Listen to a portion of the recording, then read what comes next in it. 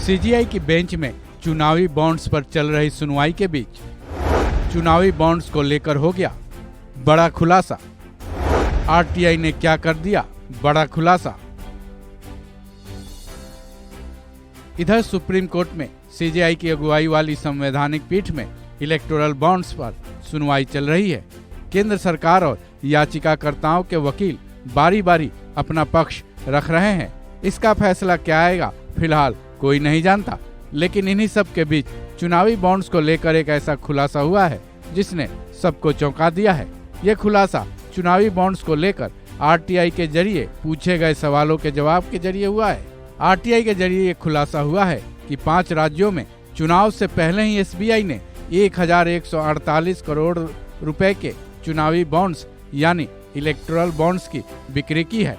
इसका मतलब ये हुआ कि राजनीतिक पार्टियां कम से कम अपने चुनाव प्रचार में इतनी रकम तो जरूर लगाने वाली हैं। आरटीआई के जरिए ये भी खुलासा हुआ है कि इतनी बड़ी रकम में सबसे ज्यादा दिल्ली की एसबीआई शाखा से इलेक्टोरल बॉन्ड्स बिके हैं। गौरतलब है कि चुनाव आयोग ने 9 अक्टूबर को 5 राज्यों के लिए चुनावों की तारीखों का ऐलान किया था। वहीं इन चुनावी बॉन्ड्स की 28वीं किश्त की बिक्री भी 4 से 14 अक्टूबर के बीच की गई थी। ऐसा आरटीआई के जरिए खुलासा हुआ है। सवाल ये है कि आखिर इन चुनावी बॉन्ड्स की खरीद किसने की है या फिर किन पार्टियों के लिए ये बॉन्ड्स खरीदे गए हैं। आरटीआई के मिले जवाब में एसबीआई ने बताया है कि देश के 25 राजनीतिक दलों ने चुनावी बॉन्ड्स को भुनाने के लिए अपने अपने खाते खोले हैं।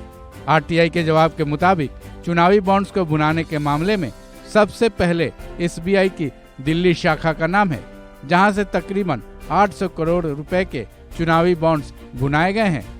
उसके बाद कोलकाता के ब्रांच से 171.28 करोड़, हैदराबाद और मुंबई शाखा से 39 करोड़, पटना शाखा से 25 करोड़ रुपए के चुनावी बॉन्ड्स भुनाए गए हैं। इसके अलावे पूरे देश में स्थित एसबीआई की कई शाखाओं से चुनावी बॉन्ड्स भुनाए गए हैं, लेकिन उनमें से ये टॉप 5 की लिस्ट है। बता दें कि चुनावी बॉन्ड्स 1000 रुपए, 10,000 रुपए, 10 लाख रुपए और 1 करोड़ रुपए की वैल्यू में एसबीआई में उपलब्ध होते हैं, जिसका इस्तेमाल राजनीतिक पार्टियों को चुनावी चंदा देने के लिए किया जाता है। नियम यह है कि इसके जरिए चुनावी चंदा दिए जाने के बाद न तो चंदा देने वाले और न ही चंदा लेने वालों के नाम उजागर करने या फिर डिटेल देने की बाध्यता होती है। इसी वजह से चुनावी चंदे के रूप में इलेक्टोरल बॉन्ड्स का इस्तेमाल करना राजनीतिक पार्टियों के लिए सबसे हिट माध्यम माना जाता है, क्योंकि इसके जरिए अगर कितनी भी रकम की लेन देन होती है फिर भी दोनों तरफ से किसी पर भी आंच नहीं आती है।